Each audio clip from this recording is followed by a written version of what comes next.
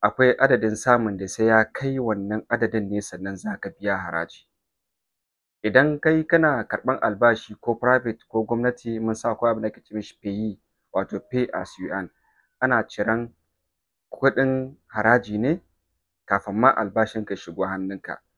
To idan kuma kai ɗan kasuwa ne, akwai lissafin da ake yi na percentage, idan adadin samunka ya kai wannan, to sannan shi ne za ka biya haraji, in bai kai ba, to gwamnati ba ta sa da kai ba. Amman akwai abubuwan da suke da amfani wanda ya zama dole sai ka mallaki tin ɗin. Daga ciki akwai abin da ya shafi ainihin wato idan kana so ka ci gaba da amfani da account ɗinka na banki, ko kana so ka buɗe account na banki, to ana buƙatar a ce kana da tin.